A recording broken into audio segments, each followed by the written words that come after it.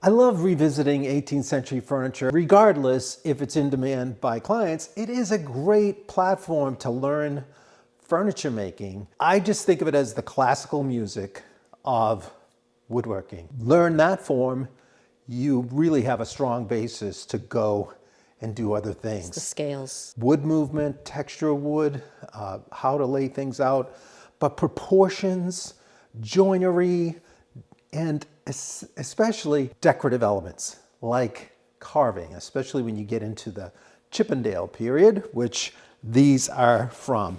I want to take you into a book here that I've referenced on numerous occasions, The New Fine Points of Furniture. I just want you to see what we're going to kind of touch into tonight. We're not going to get the whole thing done, but I will show you the process and method for making a fan similar to this, okay?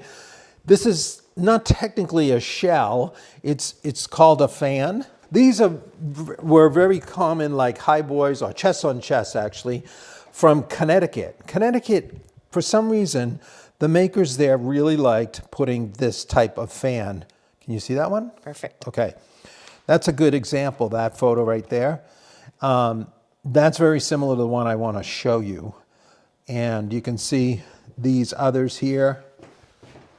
And this one is from Massachusetts. This is Benjamin Frothingham, Charlestown, Massachusetts. This was 1770 to 1780. Wow. So really classics. I mean, where is this? Hold still. It's cool to see, you know, some of these are in museums where you could go check them out. That's a nice design that you can put into your work, and sometimes just as a little splash, like an embellishment. And one of the ways to do it is to put a little fan in there, either in the skirt or in the top drawer or in the bottom center drawer, which is what I did. My very first piece that I entered into the New Hampshire Furniture Masters back in 1998. We moved up here in 97 and was this highboy. Check that out. That one I learned making with Pug. I had this Queen Anne leg, and look at that fan, right? So there's not much else embellishment on there, but it really feels good to have that, you know, kind of discrete amount of carving. So that's a close-up of the fan in the bottom drawer. This is actually the same piece, but a different one I made on another occasion because the grain is not the same. I know I made one of these when I was in North Carolina and a couple up here. All right, so that's the task for tonight, is to show you that. This is actually the study piece that I made for that drawer front. This is the size of that drawer front I just showed you in the picture. And, you know, it's a nice little overlap drawer, sweet little bead going around there. And that's the size of the fan. So this one's not completed, obviously, but it is, there's all the information you need to reproduce it. So the fan actually ends up being about 10 3/4 in diameter. And what we're going to do to start out is to lay it out very quickly on paper. I've already drawn it up, and I want to show you a couple things about it. Little things you can do to make your fans stand out. This little radius in the center is where the pull was set, or the little pendant pull that I had in the photo. This is 1.5 inches in diameter. So I'll just set my calipers to 3/4 of an inch. That's going to describe that. And then I've got two circles here, or half circles, and one is the outer radius, and the other steps in a little bit in order to describe where I want to contour the surface to, because I've got this little detail, if you noticed on this one. Can you see it in the light okay? That little cutout? Mm-hmm. Okay, so that's that spacing, the secondary spacing. Out to the points is the outer line, and into the inner swag of that cutout is the inner line. All right, so what we want to do first is lay this out, what I just, we drew here, onto a blank piece. So here's our piece of mahogany that we're gonna mess around with tonight. And usually I have the drawer already made and I've got the bead would be on there, but we're just using this as a study. So we've got a drawer front that's very close in size, but it doesn't have any outer bead on it right now, so I'm not gonna even worry about that. So first I'll just draw that little half circle we just looked at. And now we'll get the outer radius. Let's make sure with our drawing we're on the correct. Okay, this is the inner. So let's get that. I'm gonna try to bear down so you can see this. Good. Can you see it? Mm-hmm. Okay, then let's get the outer.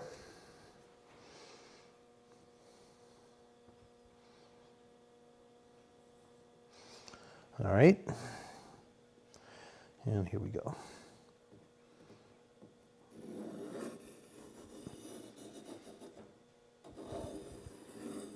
Okay, beautiful. Now, let's talk about contours. So when you look at a fan like this, the first thing you see are just the lobes of the fan. But what you don't think about immediately is that those lobes are cut into a contour. So the surface is not flat in plane with this drawer front. It actually is cut in. And if I hold it this way, can you see how it's cut in? So this is actually two different styles represented on this drawer front as a study. So what we have, let me get a straight edge. We have on this side right here, if I put a straight edge on there, you can see how much it's cut in. It goes down about 1/8 of an inch. So it goes down 1/8 of an inch here, and it stays 1/8 of an inch all the way across, and then it starts to sweep up right about here. Okay, that's the transition point. So it's pretty much flat all the way over. And you can see by that little medallion kind of in the middle there that it's about 1/8 of an inch high right there. Okay. Now that's one type of fan. Let's call that the flat fan. So it's flat all the way over and then it rises. That's one way you can do your fan.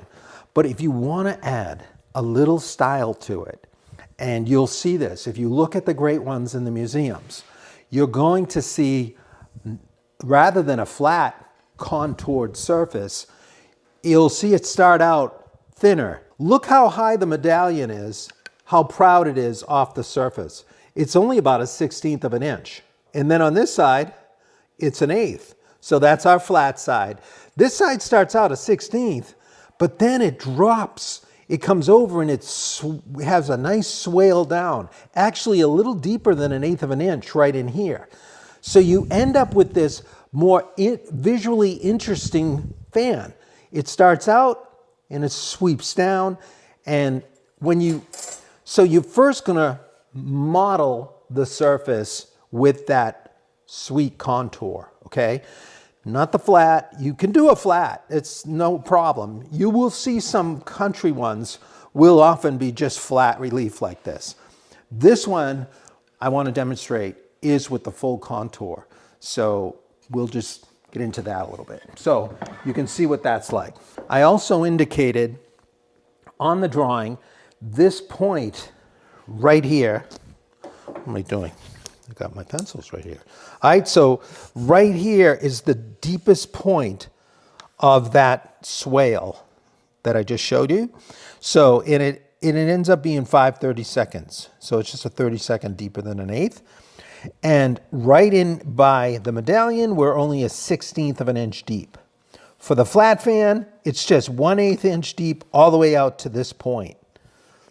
Okay, that's the flat fan is about 1 inch from the edge. It's where you stop.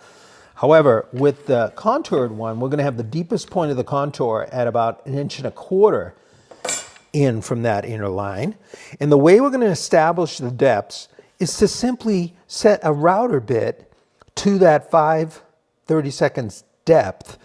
And we're going to draw a line on our workpiece, sweep right around, and we'll route that depth. And that'll be a great gauge for us to carve to model the surface.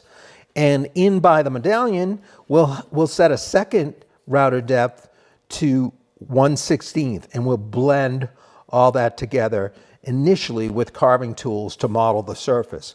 All this is done before we even think about the fan parts. Now I'm going to draw the line for our 5/16 depth, okay? So we're going to have to adjust our calipers, bring it in, hit the point, and lock her in, all right? And then here we go. We're just going to sweep around. That's our depth location. Now, we can get a couple clamps on here so we'll hold things in position. Now this is locked in. I can route to that point, but before I do, I just want to describe this inner medallion and cut down so I don't cut into that. So let's see, I think, so I've got some carving chisels over here in the well on my bench, and these are all the ones I may need, and I'm just looking for the right sweep for this shape. All right, these are all Swiss-made carving chisels. We've got a link to Woodcraft that has the Swiss-made chisels. So we're going to just set it right there. This looks perfect, but it's a little strong for that arch. This shorter number 5 sweep fits better. So I'll just do that in a series of cuts. I can actually do it by hand just to initialize it, and then I can tap it down with a mallet. So I'm just kind of walking it around right onto the line. Just get it in that previous one and set it right in on the line. I have a couple questions. You want to? Yeah, this is a good time. Okay. Sure. How would you apply mother of pearl on a curved surface? Wow, that's an out Just a there small, simple question. question. Are we doing that? Just throwing it out there. Would you rather wait until another time to discuss that?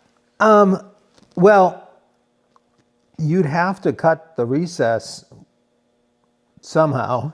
This is my answer. You have to figure out a way to cut the recess and then figure out a way to glue in the mother of pearl. No, it depends on the shape. You know, you would have to be resourceful and glue it in. Some people might say glue it in while it's flat and then contour it and take your chances you don't wreck the mother of pearl. But I'm not sure the specifics of the project. I'd have to really see the specifics. It's kind of a hypothetical that's hard to answer. This chisel now is going to I just want to go down, you know, about my 16th. So I don't have to hit this hard. This mahogany has a nice texture. It's not overly hard, but it's not soft either. And right here, I'm with the grain, so I don't have to hit as hard. And then now I'm coming across the grain right here. So, Okay. any other questions? Yes. Yeah, go for it. Any idea of the historical purpose of the fan and what it represents? Good question. No, I don't. Although I do know that Chippendale, before he wrote his Director, which is the catalog that influenced so many designers, traveled, and he basically used the Queen Anne style and embellished it with decorative elements, like from nature, quite often. So you had acanthus leaves, you had shells. What else? You had the fan. Dragonflies. Dragonflies? I'm not saying that. No, you in the had, past. but that was the biggest thing was shells and, oh, and the ball and claw, which, by the way, I wanted to give a shout out to Al Breed. Al Breed was one of our guests on the Epic Weekend. I'm coming right back. This is related, very much so.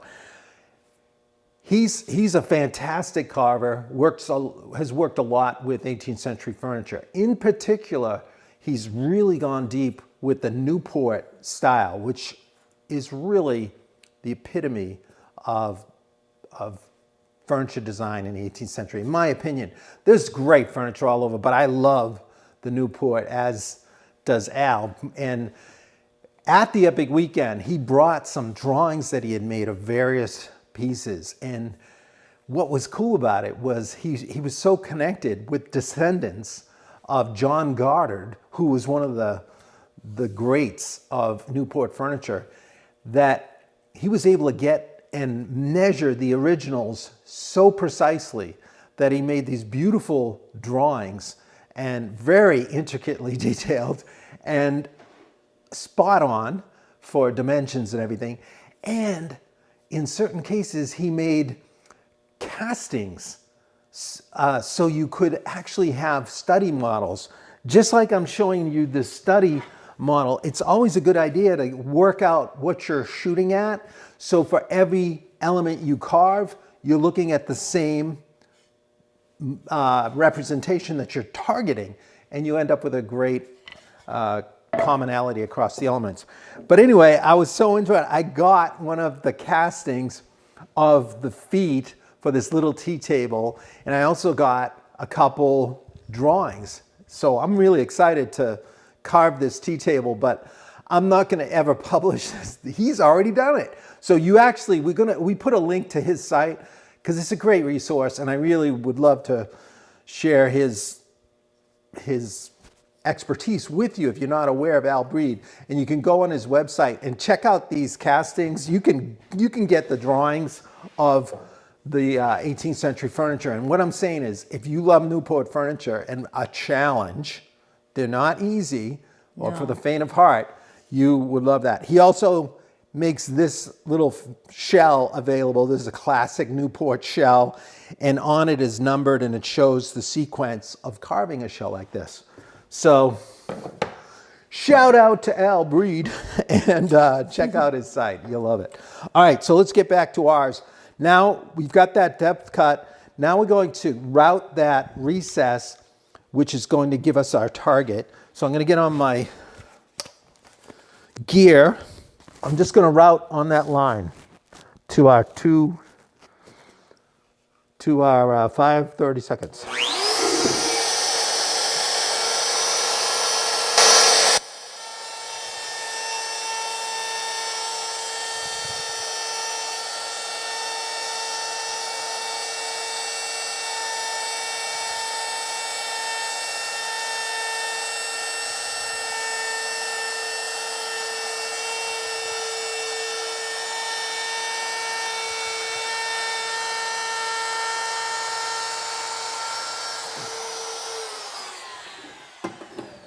It's pretty close, little jog there, but it doesn't really matter because I'm going to smooth all that out with the next step.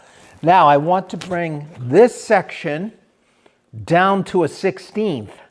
So I've got another router set up with a bit only at a 16th depth, and we'll go ahead and take that material away. Here we go.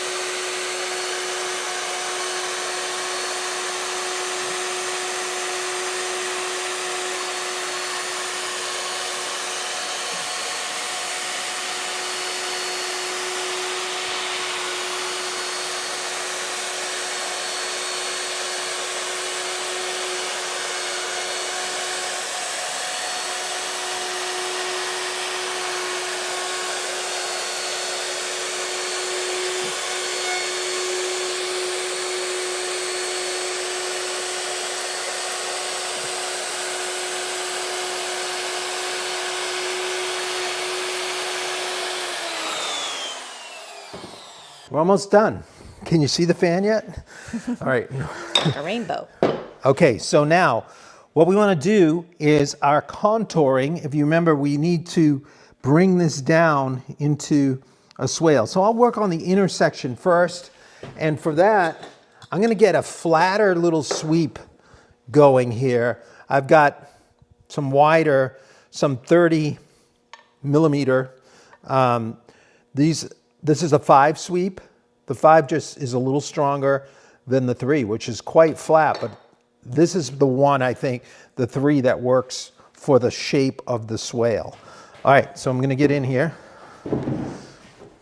And I'm just going to start coming in across the grain here. Now, I want to be careful to note the grain direction as I carve. So the first cuts will be lighter whenever you're starting into a new area. And if you can feel the grain tearing, then you got to come at it another way. Let's come in this way. Tom, we did a video called All About Chisels, and you did some sharpening training in there, I recall. Was that this yeah. kind of chisel, or was that a different? No, that was, I think though it was just flat chisels, Okay. just regular bench chisels. We talked about all kinds of bench chisels. Okay, so This is a different process. You have to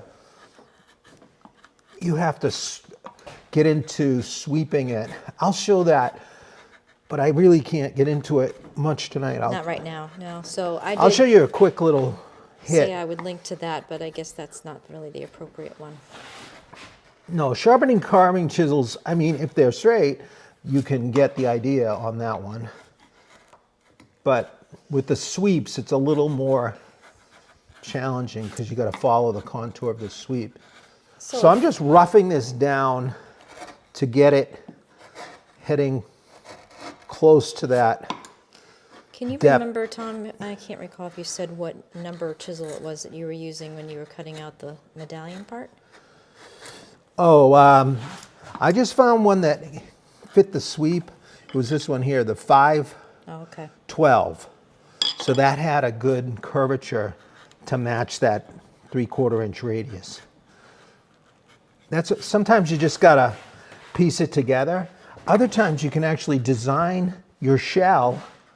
It's a good idea to actually design it for chisels you have.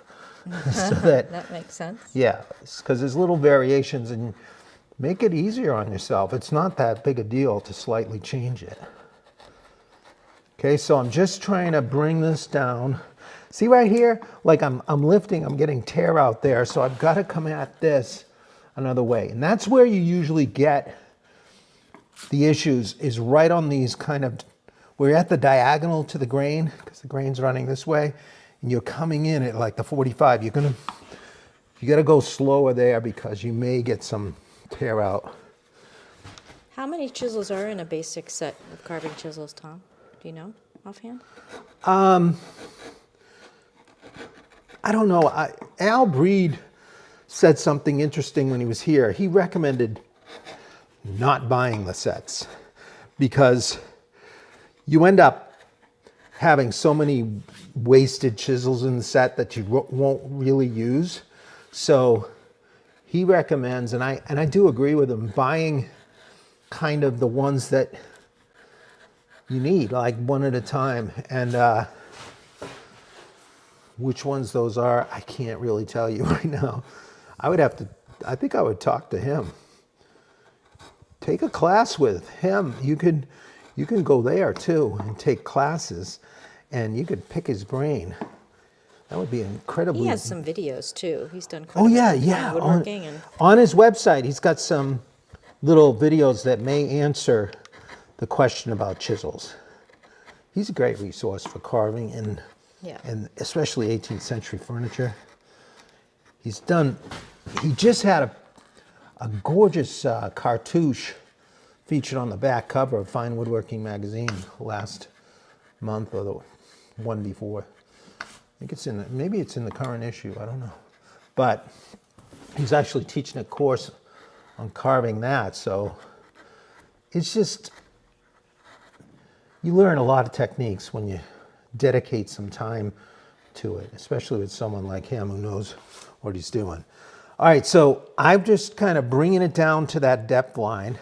Now I've got a little harder transition here.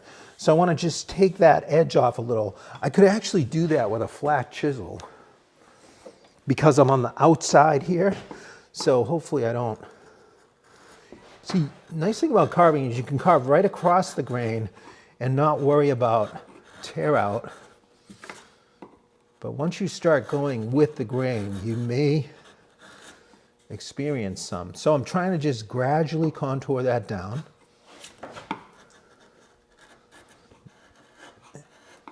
Just make a nice transition here.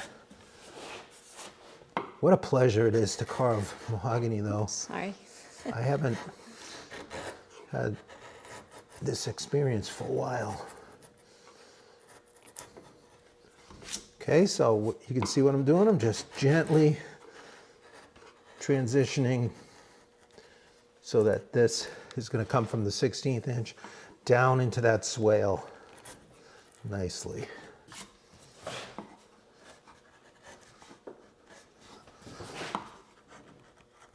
It's a little far away here.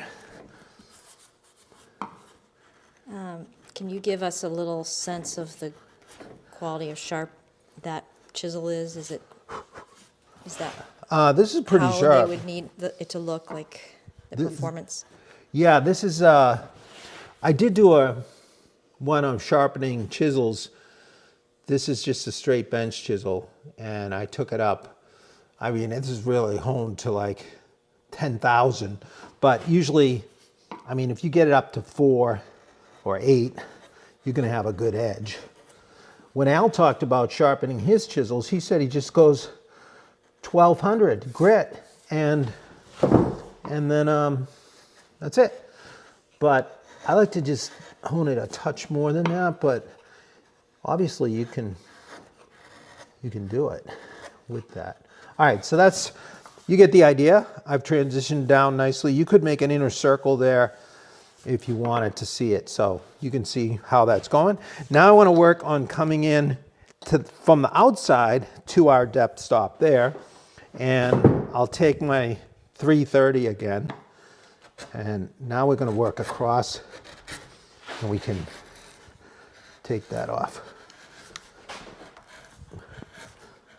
This gets a little nicer chips because we're coming down a little steeper than what we just did. Mike says, would you ever flip the straight chisel over to place the bevel against the work? Sure.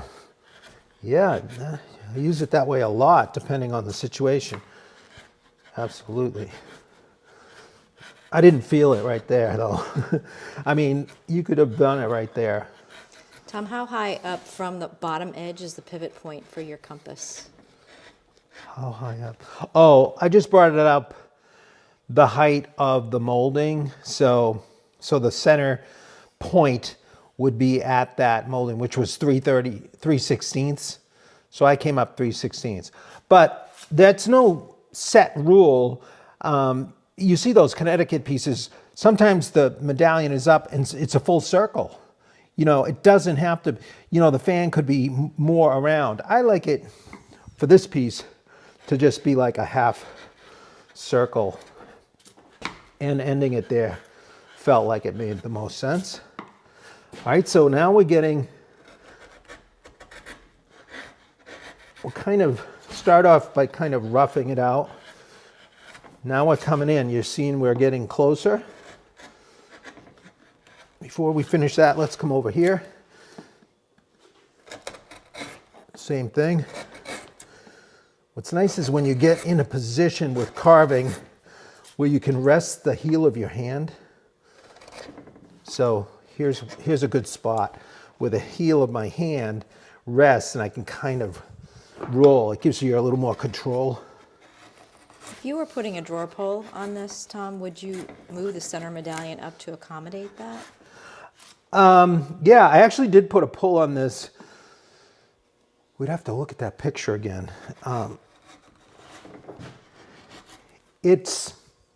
Yeah, and I was just north of center. No one ever said anything to me about it. But yeah, if you really want it in the center, yeah, you want to bring it up. But then you might feel like you have to continue your fan beyond Family 90. probably had many discussions about it after the fact. Yeah, everybody was talking. Can you believe that pull is a little above center? Yeah, but that's a good, I actually remember fussing about that at the time. You know, you're like, what should I do with this? It's a good question. Okay, so here we are coming down.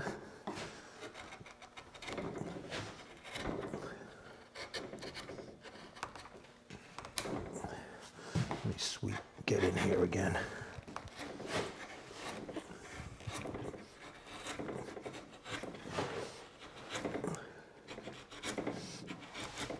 So you could use a mallet here too. You know, save yourself all that pushing.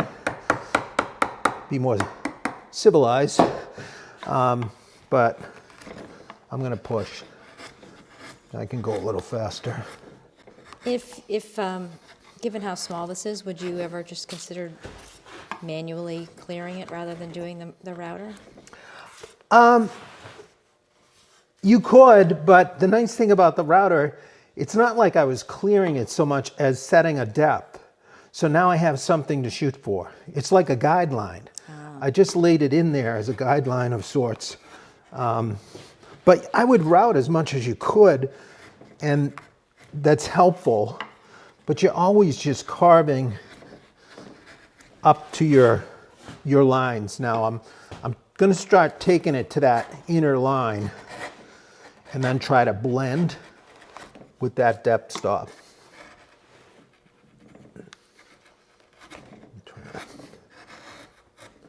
I want to take lighter cuts. I'm trying to hurry and take bigger ones, but we got all night, right?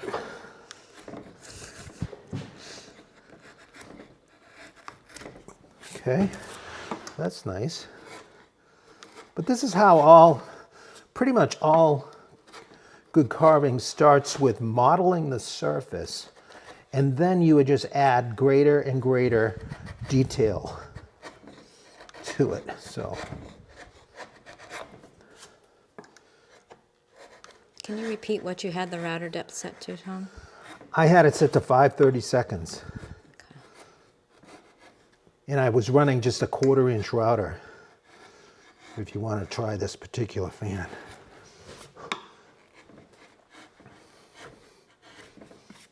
So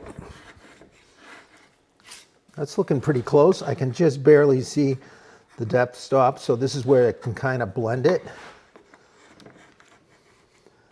Now I can come back this way, get a little of this. So I'm always coming downhill, trying to go with the grain here.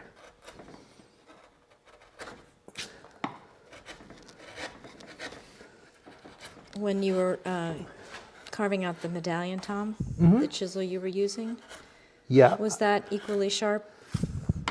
Yeah. Just to getting a sense of Yeah, I was just lightly tapping it. what to expect of the Oh, I components. Just cut yourself. No, I just like rub my skin a little too hard on that edge.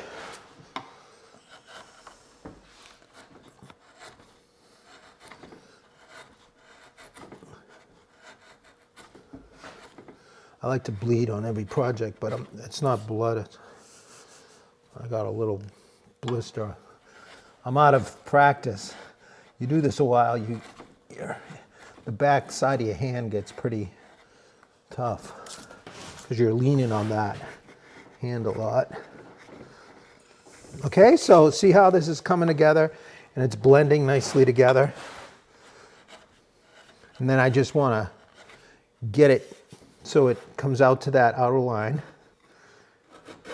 And this chisel really describes the swale nicely. It's the right sweep for that. It's a nice gentle sweep, and then we're going to just finish it right down to the bottom there. Do you pause to strop? much when you're carving, Tom? As needed, you know, if I feel it's starting to get dull, sometimes you think you don't have time to sharpen, but it's always worth it. I'll just show you really quick. Here's the setup. I just used water stones here. I've got a 4,000 grit, and this is actually a Norton. It's a 4,000 and an 8,000. When you're dealing with any sweep, I'm just going to bring it up, feel the bevel, index finger on the left hand holds the bevel as best I can, and I'm going to just sweep it through the curvature of that chisel. That's the 1200. This is 4,000.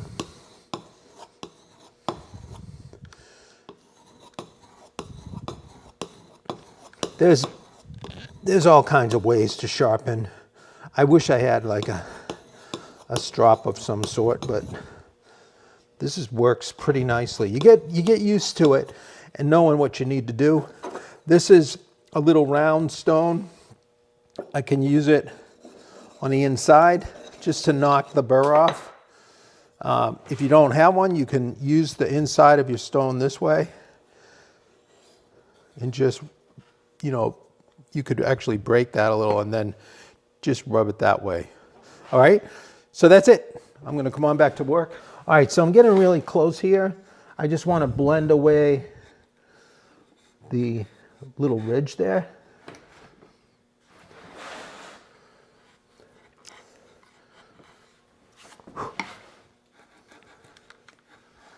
And I'm starting to go against the grain Back right when you there. I were can feel it. doing the chisel thing, I believe this is addressing when you were doing the medallion. Mm-hmm. Did you scribe an outline with a knife prior to doing that? Scribe an outline with what? With what? For what? Before you hammered down with the chisel, did you scribe an outline with a knife? No, I didn't. I just had a pencil line, and I was using the chisel. If you remember, I went over it first. See, I hit about a 16th deep. That's why I can come around now, and this will just release. I hit it, I just had a pencil line. So I first pressed it by hand and just walked it around.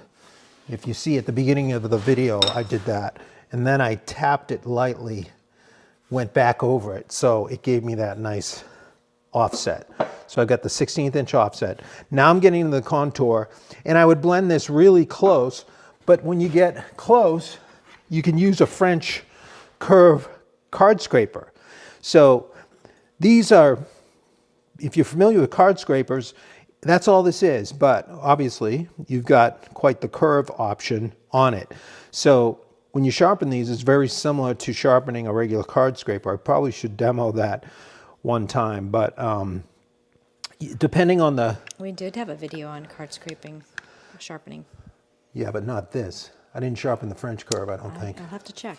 Oh, we did? I Okay. think you did. If we did, okay, yeah, reference. But anyway, this is the flattest area of this card scraper, and that's about what I want. So I can come right in here, and I can actually complete the swale and just clean it up really quickly. See what's happening?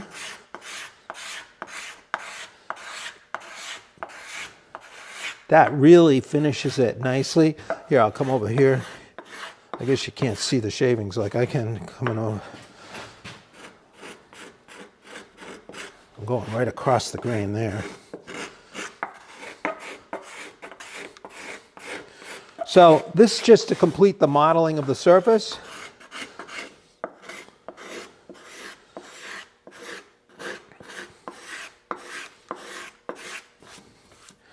And I would fuss with that a little bit more, but you get the idea. That's pretty close, actually.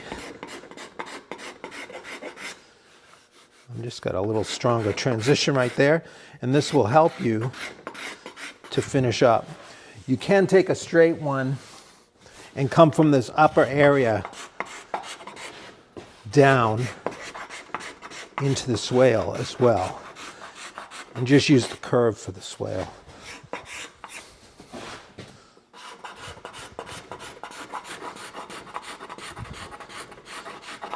Okay, that feels pretty good. I've got a nice now shape to that. It's kind of coming in nicely and diving out. Now I'd sand it a little bit, but I've got one. Let's just use this one. So I'm just going to blast through the next section because every fan lobe you treat much the same. You're dealing a little bit with varying grain direction when you're working with the lobes, but what I'll do is square up to find the center so I can use the point that I made earlier for the center of my fan right here. Bring my square up to it, and then I'm going to make a line right here. So now I've got my center line here, and I'm going to take some dividers, and on that outer radius that I drew earlier, I'll set the dividers and I'll trial and error. It's better to do this on the paper so that you figure this out on paper, because you'll start on the paper and just walk it around like this until you get to the end, and you want to end with an even stop. So when you get to the end, actually on this one, it'd be like 3/16 up. You want to get to that bottom lobe and have it be even so you don't end up with a half lobe. And when you walk it off on the paper, if you're like a half lobe, you're going to have to adjust a touch wider or thinner, depending how many lobes you want there. So I would just walk these around like this. And once you've got all those points around, then you're going to take a straight edge and you're just going to go to your center line, bump up to it, and then the other is going to go into the point you just made. You're going to draw a nice straight line. And then you just go one after another, all the way around. Okay.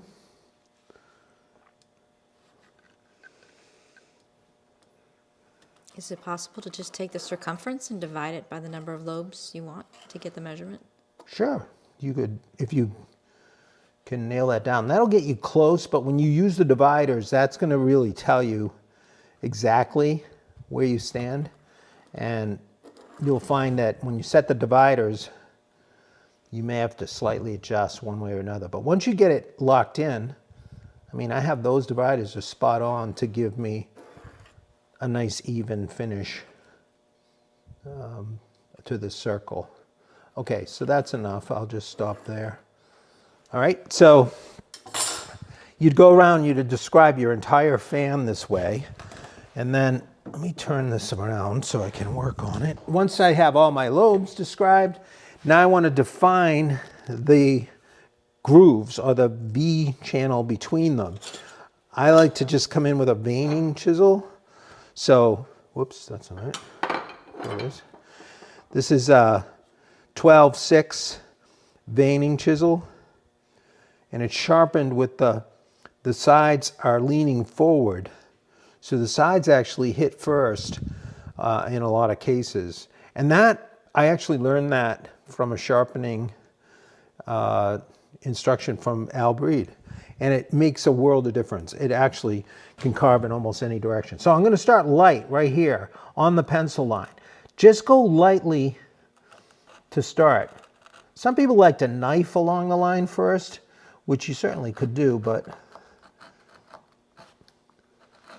I'm just going to see, I'm going straight across the grain here. And I'll just go a little deeper this time. A little deeper. See, the lobes are larger up here, so I need more depth between them. And then it'll get gradually lighter because they get very small up here, so you don't have to have that depth. Once I come up the hill, I'm just going to go light right into the medallion. Just make light cuts and you won't be forcing it as much, and you'll have more control.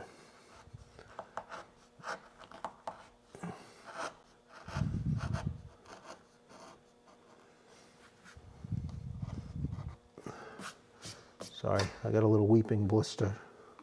Isn't that nice? Thanks for sharing.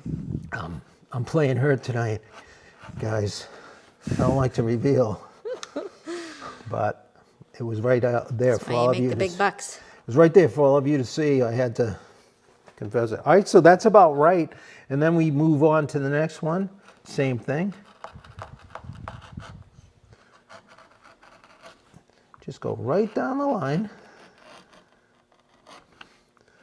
Just if you can take light cuts, if you waver a little, you can correct it.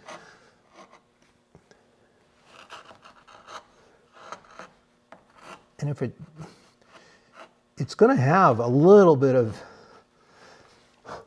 variation to it, you know, it's not going to be dead straight, and that's okay because you're human, and that's part of the beauty of it is that when you're done, it's a beautiful thing. I mean, if you're doing a Newport shell, you want to really work it and get it as accurate as you can. You had to say a measurement on the depth there. What would you say? I'm over a full 16th here, maybe a touch more, and then I'm really less up here. You'll see in a second, once you start carving the lobes, and you're going to do a practice before you start cutting in, so you get a sense for how this goes. And if you wanted, your study piece could actually leave some of these uncarved, and you could use it as a reminder of how deep you went, you know, when you come back to this. Wow, that's bright. That's all right. The light is like on my forehead practically. I was like blinding. Thought it was summer again. Okay, just go right in here.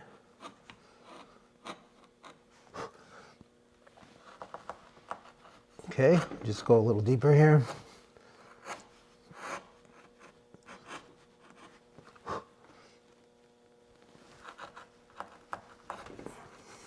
All right, so once we've gotten this, let me just start one of these, then I'm going to switch to the other one because I can show you the final thing easier on that one. All right, so now I'm going to just start rounding the shapes. Here I'm straight across the grain. I'm going to use this. This is a back bent chisel. See that? It allows you to get into those coves. Works nicely on some cases like ball and claw as well, where needed. But this one is a 2510. Nice kind of shape for it. Now, it's a little too strong. I have to be careful that that other side doesn't dig into my lobe when I get it flatter. So this just helps get me roundish.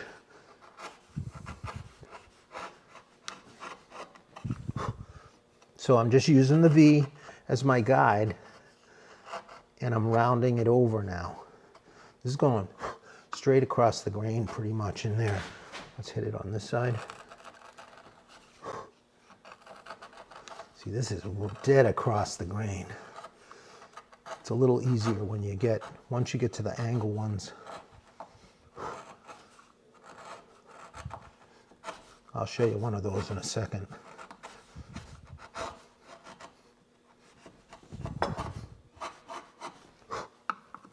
So you get faster and faster as you go here, and you gain more control and confidence with your cuts. See, up here, I can use it, and then I can't really go fully down to get that full radius. So I'm going to switch out to another chisel. I want just like this flat. This is just a little 2 sweep, and I can lay this in here right at the top without scarring with the other end. See, it's flatter, so it's getting that cut. So let's go to the next one, I'll show you. So now you got to start thinking about grain. So if I come down this side, as I come in here, I'm going against the grain if I carve down this side. So I want to do that from this direction, okay? I'll come down this side from this direction. as we go, we have to be more aware of grain direction.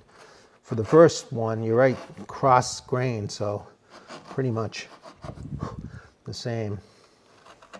Would you consider using a mallet for this, or? I wouldn't, because it's so gentle. I would be nervous using a mallet. I just like to, you have a sharp chisel, it really does, and you're taking light cuts. It's not, it's such a light cut. You're just taking off the corner here that a chisel would be a little too much for this situation. A mallet, you mean? I mean a mallet, sorry. Okay, so then here I would come this way. I'm not used to having this much light.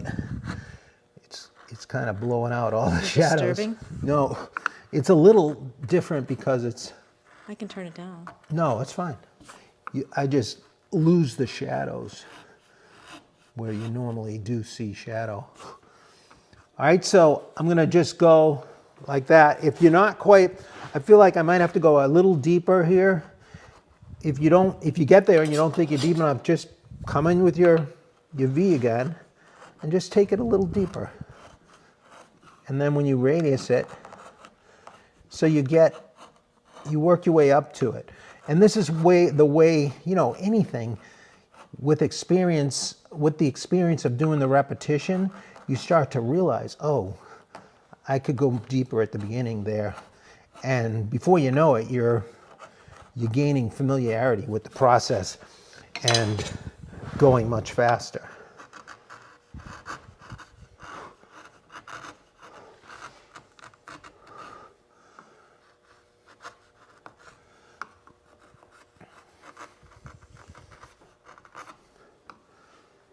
So then we're going to come this way. So I wish I could show you all. I should have gone a little deeper on that one, but it's okay. Stay right there.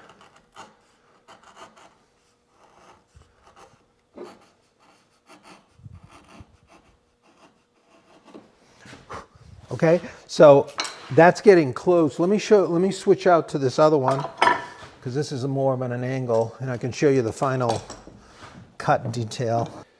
All right, so here I am with this lobe here, and if you look, here's the grain. This is like a diagonal lobe. I wanted to show you this. So the grain is running like this. So if I cut along this edge, if I come down this way, I'm cutting right into the teeth of the grain. So it's better to come this way on this side. On this side, I'm going with the grain. So I should get a nice friendly experience there. And that's something you're really going to notice as you go along, that it's so much more agreeable when you're cutting with the grain.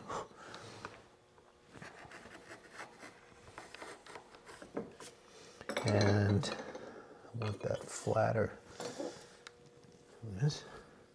So right up here, I'm using that flatter chisel. It's the 212. So I don't dig into it. And I can kind of complete the radius. Now the other side, you can carve like this too. Like pull it toward you so you don't have to turn around. But you can't see, right? No, go ahead. I'm going to can't ignore see? you. Okay. You need to see that hand motions. Yeah, so see what I'm doing? I'm kind of leaning on my hand and just rolling with control. And this hand, you always, with carving, you always in tension, like you're pushing and you're resisting with the other hand. So you're controlling the cut. It's like you've got a break, with your other hand. That's how Al Breed talked about it. But I always thought of it as being intention, having an intention. But having that other hand as a break, it's like I'm pushing with this one, but I'm controlling with a little bit of a break with the other hand. So you never feel like it's getting away from you. All right, that's getting a little... Have you ever blown a chunk out and had to glue it back in? Yeah, I mean, sometimes you have things break out. Usually you can just go a little deeper and won't see it, you know? You can just hide it. It's much more forgiving than you think. All right, so I'm kind of going against the grain here, but I'm going to come in lightly, and I can get away with it with this soft chisel here. Soft radius, okay. So I would blend these all in like that. I'll just come in and knock that radius off. Now, once I've got all the lobes set like that, I'm ready to cut, make that cool little cut at the top. And that's actually just using a 720, okay? It fits perfectly in the space. Can you see that? Mm-hmm.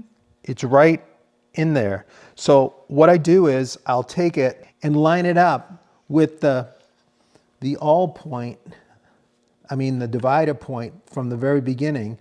And that just sits right there, and I drive it down straight. Now I'm using the mallet. Sorry, I gotta get control of myself here. Okay, there I am. And now I'll use the mallet and drive it down. And I'll just walk around like point to point once I've got them all set.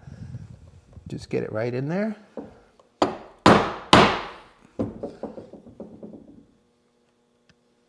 You want to place this carefully because this is your outer description, okay? Then you're going to just take it on the inside, and I just eyeball this. I come in about 1/8 of an inch, not quite maybe, and watch what happens.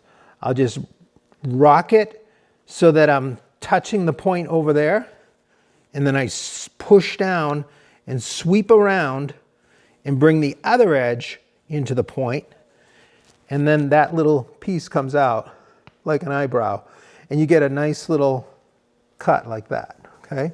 So we'll do it again. Start right in the corner, and we're going to just, I'm in an awkward position to do this so that you can see, but it's not very hard to do once you've done a few. And it's kind of satisfying because usually it's right near the end, and you'll be cutting all these little brows in. It gives you another reflective surface. I like it more than just ending like you'll see some fans that don't actually have this detail on it. And I just like how it dresses it up. But it really is important, as you see, that you've got the right shape chisel for that. And you just go all around and get them all set that way. And then after I'm done, I usually take a little sandpaper here because you're not gonna, you can tell that they sanded the ones in the museums too. Like to get the slight facets, you're gonna have some facets there. So I got 220 paper here. I'm just holding it down in the groove. And then you come on the other side and it'll knock off those little facets you might have.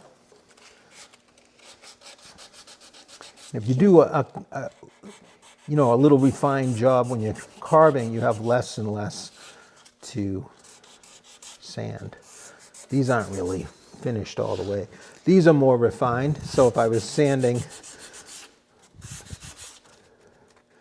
these are more ready for sanding right here. So you see how fast it actually can go. And then I'd go to the next one. So it's a little tedious, like at the end, you want to make sure you get them all nicely sanded. So that, I would do a little more than that, but you won't see as many facets there. And you'll have a nice smooth lobes on your shell. And you'll end up, see how this fan is? The light is catching all those little cuts. And then all of this is just sanded and treated the way I just described to you. So you have that nice swale, and then it comes up, and it's just a 1/16 of an inch here, rather than the flat. But anyway, that's a crash course into it. You'd refine, and of course with the repetition of this, you get more and more comfortable with the exercise. And I would do it on a scrap piece to start with, and try wood like pine, like white pine, to just start with. And you will just have a nice, pleasant time, and you're gonna gain understanding of all wood direction, the kind of forces that are at play. And if you chip something out, so what? You're doing a study model. And then you can go onward and upward from there. Remember, if you enjoy this content, please consider subscribing, sharing, and liking and commenting. And also, if you want to go deeper with us with all kinds of projects, even way more contemporary than this, head on over to epicwoodworking.com, check out the courses, and joining the neighborhood for the ultimate insider experience. All right, everyone, thank you so much for being part of this. On behalf of the camera lady and myself, we'll look forward to seeing you next time